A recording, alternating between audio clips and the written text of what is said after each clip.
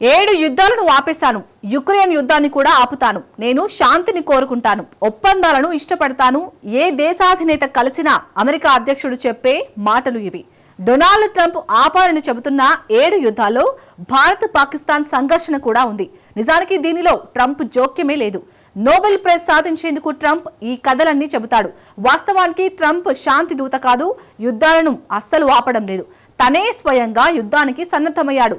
10 F-35 fighter జెట్లను, 7 యుద్ధ నౌకలను, ఒక అణు జలంతర్గామిని ఓ దేశంపై ట్రంప్ ఎక్కుపెట్టాడు. యుద్ధానికి రెడీ అంటూ రణగంటికలు మోగిస్తున్నాడు. ఇంతకీ ట్రంప్ ఏ దేశంపై ఆయుధాలు గురిపెట్టాడు? ఎందుకు ట్రంప్ ఆ దేశంతో కయ్యానికి కాలు దువ్వుతున్నాడు? Let's watch. కరేబియాలో ట్రంప్ యుద్ధానికి సిద్ధమయ్యాడా? వెనిజులాపై ఎందుకు ట్రంప్ ఆసక్తి చూపుతున్నాడు? వెనిజులాకు డ్రాగన్ కంట్రీ మద్దతిస్తుందా?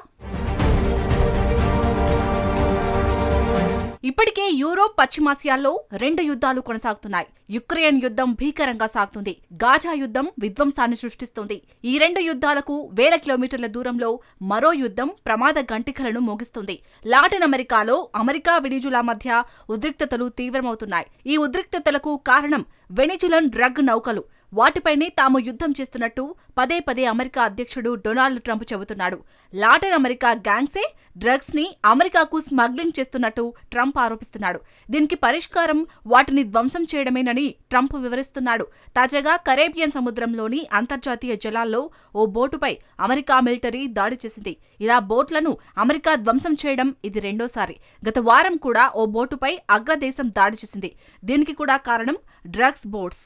ఆ బోట్లు డ్రగ్స్ ని తీసుకెళ్తున్నాయని ట్రంప్ నమ్ముతున్నాడు. గతంలో కూడా ఇలాంటి బోట్లను అమెరికా గుర్తించేది, వాటిని ఆపి తనిఖీలు నిర్వహించేది. కానీ డొనాల్డ్ ట్రంప్ ఓ అడుగు ముందుకేశాడు. సింపుల్ గా వాటిని ట్రంప్ పేల్చేస్తున్నాడు. సముద్రంలో వచ్చే బోట్లన్నీ భారీ బ్యాగులతో వస్తున్నాయని ట్రంప్ చెప్పాడు. ఆ బ్యాగుల్లో కొకైన్, ఫెంటనైల్ ఉంటుందని ఆరోపించాడు. తమకు ఆధారాలు దొరికిన తర్వాతే బోట్లను దాడి చేస్తున్నట్టు వెల్లడించాడు. వాటిని ధ్వంసం చేయడంలో మిలిటరీ అద్భుతంగా పనిచేస్తుందని ట్రంప్ చెప్పాడు. అయితే ఈ బోట్లలో మానవ నష్టం వాటిల్లుతోంది. తొలి దాడిలో 11 మంది, రెండో దాడిలో 3 మృతి చెందారు. ఈ దాడుల్లో మృతులను నార్కో టెర్రరిస్టులుగా ట్రంప్ పిలుస్తున్నాడు. కానీ వాస్తవం ఏమిటంటే వాళ్ళు నిజంగా డ్రగ్స్ తరలిస్తున్నారా అన్నదానికి ఎలాంటి ఆధారాలు లేవు. పడవ నడిపే వాళ్ళు ఎలాంటి వాటర్ ప్రూఫ్ కోట్లను ధరించలేదు. ఎలాంటి వీడియో ఆధారాలు చూపడం లేదు.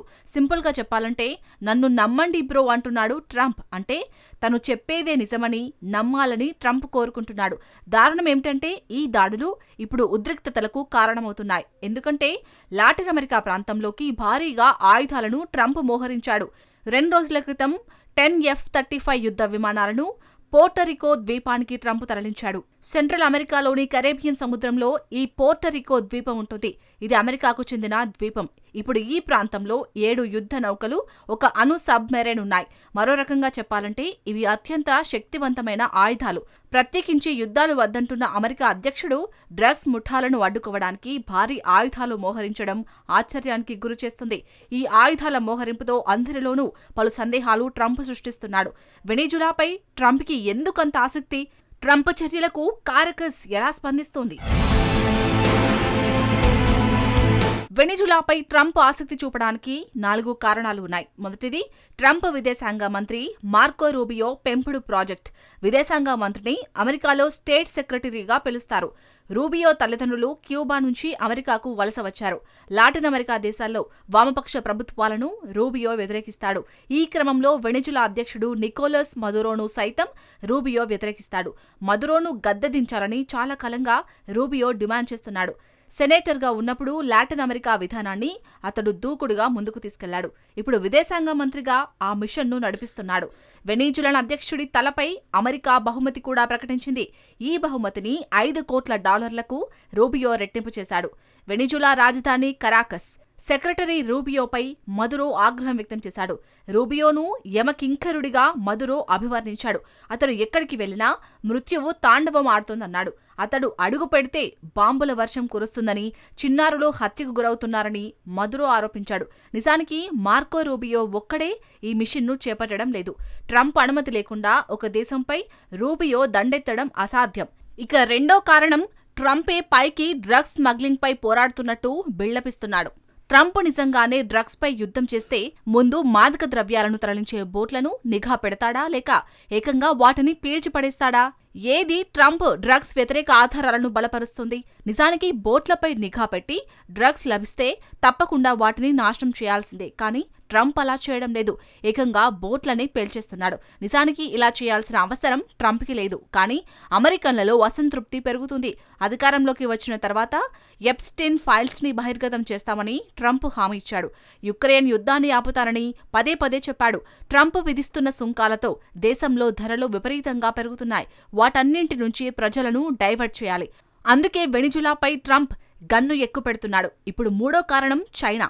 వెనిజులాలో డ్రాగన్ పాగా వేసింది. మదురోకు ఆయుధాలను అత్యధికంగా అందిస్తున్నది బీజింగే. అదే సమయంలో వెనిజులా చమురు పరిశ్రమను కూడా చైనా ప్రోత్సహిస్తుంది. నిజానికి అమెరికా వెనిజులా మధ్య ఉద్రిక్తతలు తలెత్తడంతో తనకు సాయం చేయమని జిన్పింగ్ ను మదురో కోరాడు. దీనికి చైనా కేవలం ఓ ప్రకటనతో సరిపెట్టుకుంది. ఈ ప్రకటన కూడా అమెరికాకు ఆందోళన కలిగిస్తుంది. పశ్చిమ ప్రాంతం నుంచి చైనాను దూరం చేయడానికి సుదీర్ఘకాలంగా అమెరికా ప్రయత్నిస్తుంది. కానీ ట్రంప్ వచ్చిన తర్వాత ఈ విధానంలో దూకుడు పెరిగింది. పనామా విషయంలో ట్రంప్ దూకుడు ప్రపంచం చూసింది. చైనా షిప్పింగ్ కంపెనీతో సంబంధాలను తెంచుకోమని పనామాపై అమెరికా అధ్యక్షుడు ఒత్తిడి తెచ్చాడు. కరేబియాలోనూ ఇలాంటి పరిణామాలు కనిపించాయి. మేలో అమెరికా సెక్రటరీ రూబియో కరేబియా దీవుల్లో పర్యటించాడు. చైనాతో సంబంధాలు తెంచుకోవాలని రూబియో తేల్చి చెప్పాడు. అమెరికా ఒత్తిడి చేస్తే వెనిజులా ఏమాత్రం స్పందించదు. అందుకే ట్రంప్ మిలిటరీ వెనిజులా తీరానికి తరలించాడు. ఇక చివరి కారణం సైద్ధాంతికత. ట్రంప్ రైట్ వింగ్ పార్టీకి చెందిన నాయకుడు. అందుకే లాటిన్ అమెరికాలోనూ రైట్ వింగ్ పార్టీలకు మద్దతిస్తున్నాడు. బ్రెజిల్కు చెందిన బొల్సనారో, అర్జెంటీనాకు చెందిన జెవియర్ మిల్లే, ఎల్ సాల్విడార్కు నయీబ్ బుకేలే వంటి వారికి ట్రంప్ అనుకూలంగా వ్యవహరిస్తున్నాడు. కానీ వెనిజులా అధ్యక్షుడు మదురో మాత్రం రైట్ వింగ్ నాయకుడు కాదు. కమ్యూనిస్టు చైనా మద్దతున్న వామపక్ష నాయకుడు. అందుకే మదురోను ట్రంప్ టార్గెట్ చేసుకున్నాడు. అయితే ఈ సంక్షోభంపై మదురో ఎలా స్పందిస్తున్నాడు? మదురో ఒక విశిష్టమైన వ్యక్తిత్వం ఉన్న వ్యక్తి. ట్రంప్, అతడి మంత్రులపై వెనిజులా అధ్యక్షుడు విరుచుకుపడుతున్నాడు. అమెరికా వ్యవహార శైలి దురాక్రమణకు యత్నిస్తుందని మదురో విమర్శించాడు. తమను నేరస్తులుగా చూపి తమ న్యాయ వ్యవస్థపై అమెరికా దురాక్రమణ చేస్తున్నట్టు మండిపడుతున్నాడు. సైన్యం తీసుకొచ్చి ట్రంప్ బెదిరింపులకు పాల్పడుతున్నట్టు మదురో ఆరోపించాడు. అంతర్జాతీయ చట్టాల ప్రకారం అమెరికా దూకుడుకు బ్రేకులు వేస్తామని వెనిజులా అధ్యక్షుడు చెప్పాడు. సో అమెరికా యుద్ధ నౌకలు, ఫైటర్ జెట్లను మోహరించడంపై మదురో స్ట్రాంగ్ గా ఎదురిస్తున్నాడు. కానీ వెనిజులా, అమెరికా ఉద్రిక్తతలు ప్రమాదకరమైన పరిస్థితికి అద్దం పడుతున్నాయి. మిలిటరీ పరంగా అమెరికాతో వెనిజులా ఏమాత్రం సరితూగదు. ట్రంప్తో పోరాటానికి దిగితే మదురో ఓడిపోవడం ఖాయం. సింపుల్ గా చెప్పాలంటే ఇప్పుడు బంతి ట్రంప్ కోర్టులో ఉంది. ట్రంప్ నెక్స్ట్ ఏం చేయబోతున్నాడు? వెనిజులాపై ట్రంప్ దాడి చేస్తాడా? ఈ ప్రశ్నలను ట్రంప్ని కూడా మీడియా అడిగింది. కానీ ఏం జరుగుతుందో చూద్దామని సింపుల్గా చెప్పేశాడు. దీనర్థం యుద్ధం చేయాలన్న ఆలోచన ట్రంప్కి లేదు. అవసరమైతే మిలిటరీని విస్తరించేందుకు ట్రంప్ సిద్ధంగా ఉన్నాడు. ఇక్కడ మదురోను అభిమానించే పాశ్చాత్యులు లేరు. అతడు వామపక్ష నియంత. ఎన్నికల్లో రిగ్గింగ్ చేశాడు. దేశాన్ని మదురో పేదరికంలోకి నెట్టేశాడు. చాలా పాశ్చాత్య దేశాలు మదురో ప్రభుత్వాన్ని గుర్తించడం లేదు. అలా అని సైనిక చర్యకు ట్రంప్ దిగితే పరిణామాలు తీవ్రంగా ఉంటాయి. మదురోను దించేయాలంటే తప్పనిసరి ఐక్యరాజ్యసమితికి వెళ్లాల్సిందే. అతడి పాలనను బలహీనం చేయడానికి అవసరమైన ఆంక్షలను విధించాల్సి ఉంటుంది. లేదంటే అమెరికా భద్రతా సమితి నుంచి మిలిటరీ ఆపరేషన్కు క్లియరెన్స్ తీసుకోవాల్సి ఉంటుంది. మదురోను దించేయడానికి ట్రంప్ ముందు ఉన్న ఆప్షన్స్ ఇవే. కానీ సంప్రదాయ పద్ధతులను ట్రంప్ ఏమాత్రం పాటించేందుకు ఇష్టపడడం లేదు. బదులుగా ఏకపక్షంగా సైనిక శక్తిని వెనిజులాపై ప్రయోగిస్తున్నాడు. యుద్ధాలని కాంక్షించని శాంతియుతమైన నాయకుడిగా చెప్పుకుంటున్న ట్రంప్కి ఇలాంటి చర్యలే సాధ్యమవుతాయి. మరి